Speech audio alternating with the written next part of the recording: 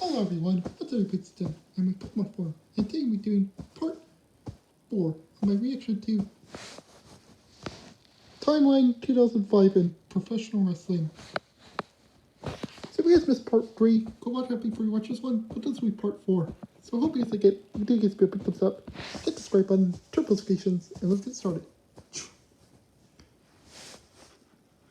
One-sided 6-minute bout. The same day, Tiger Mask 4 wins the 2005 Best of the Super Juniors tournament after defeating Gado in the finals. June 20th. An in-show wedding on Monday Night Raw between Edge and Lita goes awry when Kane violently intervenes. Before then, the wedding was disrupted by the entrance video of Matt Hardy, which was quickly revealed to be a cruel hoax on the part of the couple. June 26th.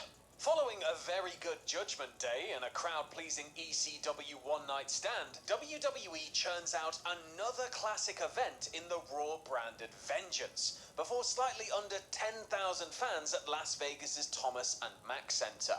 The final 3 matches of the night achieve subjective excellence, as Shawn Michaels gets his win back over Kurt Angle, John Cena retains the WWE title against Chris Jericho and Christian, and Batista holds on to the World Heavyweight title with a bloody Hell in a Cell win over Triple H. July 1st.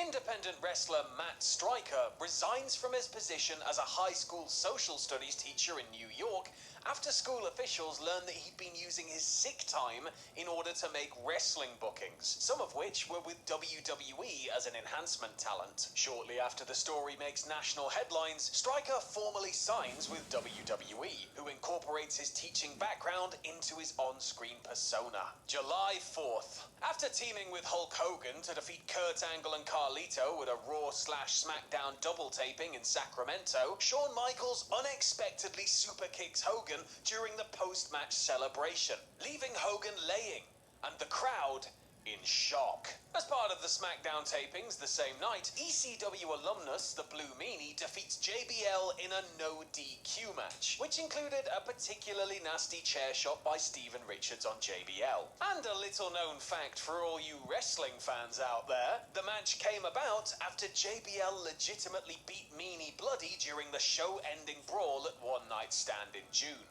and Meanie subsequently reveals that he's considering legal action against John Layfield. Somebody should really make a video about that. Something else quite notable happens at these tapings, but that'll be discussed with greater context in a couple of entries' time. July 6th. Close to 20 individuals are released from WWE in one of the biggest waves of cuts ever enacted until the pandemic era anyway. The Dudley Boys, Charlie Haas, Mordecai, Dawn Marie, Jackie Gader, Marty Jannetty and Maven are just some of the recognizable performers that get the axe. July 7th. On the day that terrorists attacked London public transport systems by detonating 4 bombs, killing 56 and injuring nearly 800, UPN broadcasts a bad taste WWE storyline made worse by its timing. At Monday's double TV taping, SmackDown heel Muhammad Hassan dispatches several ski-masked camouflage-wearing individuals to the ring to attack The Undertaker with clubs and piano wire. The segment airs in full in the US and Canada, but is pulled from overseas broadcasts. UPN, the American broadcast home for SmackDown, will pressure WWE to keep Hassan off its programming as media outlets pick up on the controversial angle. In a lighter note from all the ugliness, in Hassan's forced absence, WWE has 20-year-old Tommaso Ciampa, complete with a full head of hair and no beard, play his lawyer in one TV segment, which results in The Undertaker beating the future NXT champion senseless. July... This Morningstar Farms veggie sausage, best choice tonight. Foot job! 8th.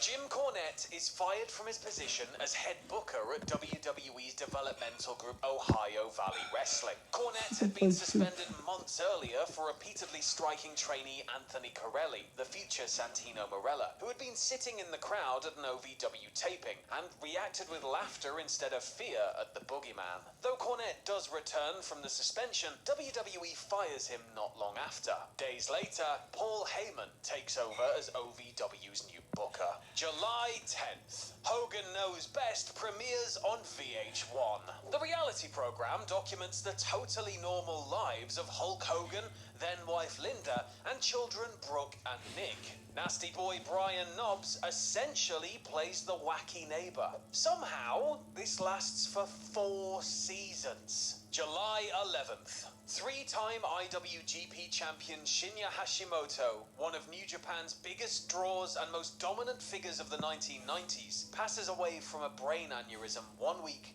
after his 40th birthday. Known as King of Destruction, Hashimoto was also a former NWA World Champion, held All Japan's Triple Crown, won the 1998 G1 Climax, and was named Wrestler of the Year by Tokyo Sports in 1994. After leaving New Japan in 2000, Hashimoto co-founded Pro Wrestling 01 with Shinjiro Otani, though he left the organization in 2004. Hashimoto's son Daichi carries on the family name in wrestling, competing in Big Japan Wrestling as of 2022.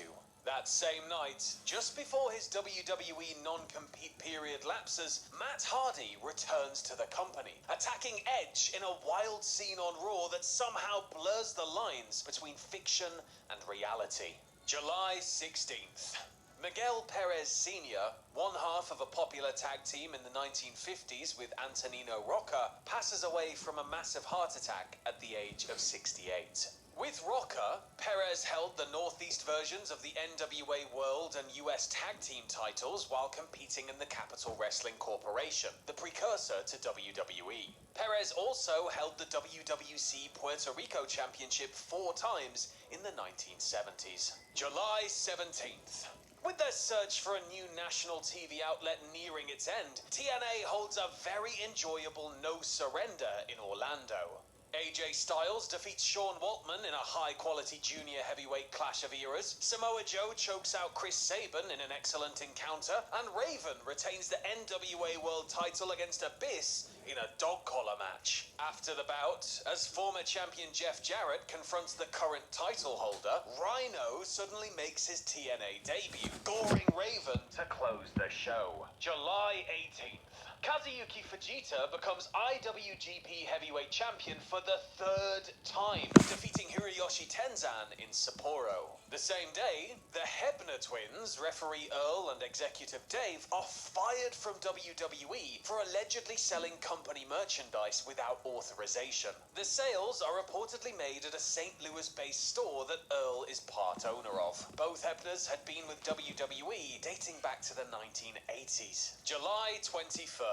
TNA's TV woes come to an end after gaining a Saturday night time slot with Spike TV, the soon-to-be former home of WWE programming. Impact will hit Spike's airwaves on Saturday night, October 1st, 5 days after the final Spike broadcast of Monday Night Raw. The same day, Lord Alfred Hayes, longtime wrestler and manager best known for his broadcasting role in WWE during the 80s and 90s, passes away after a series of strokes at the age of 76. As a wrestler, Hayes, a legitimate black belt in judo, held the NWA Western States heavyweight title on 5 occasions and gained a measure of fame for his feud with Bobby Heenan in the AWA. In WWE, however, Hayes' eloquent diction and passive demeanor cast him as a comedic sidekick for the better part of his decade with the company. July 24th. The streak of top-shelf WWE pay-per-views ends with a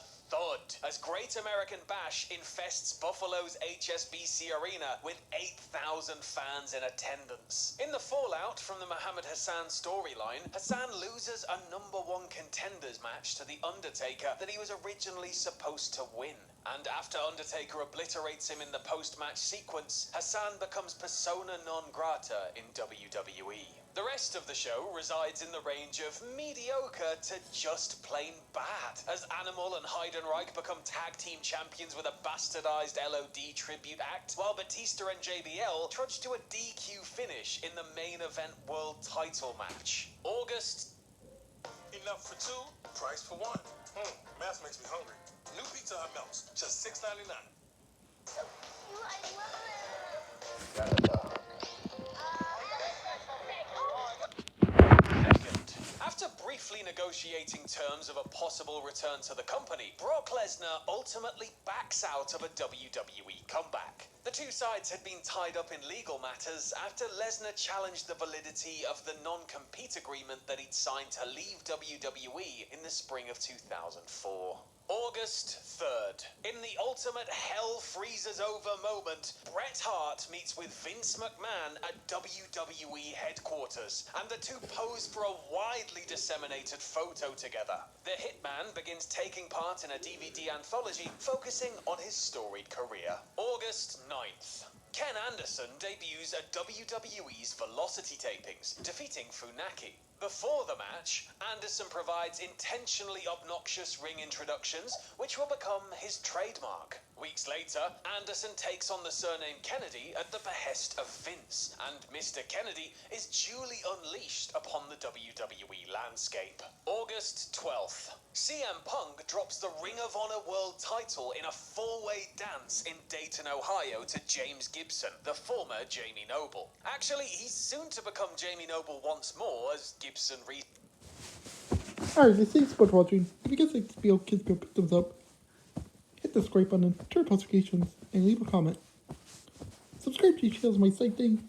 And yeah, guys, again, I'm almost close to 520 subscribers. 520 subscribers. That's a lot. Where'd you go? I really appreciate it. Because again, this video is called my goal. Where'd you go? 1,000 subscribers. And 4,000 people watching. So where'd you go? I really appreciate it. Because again, these videos are all possible for you guys. And I love you guys so much for all your support. Like I always say, I always mean. And yeah. Excuse me. Also, if you guys want to watch this, it was made by Cultahoilc Wrestling.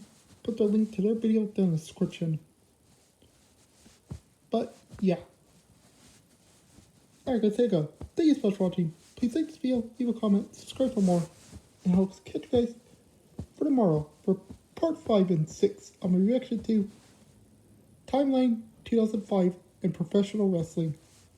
Alright guys, there you go. Goodbye and have a good day. Or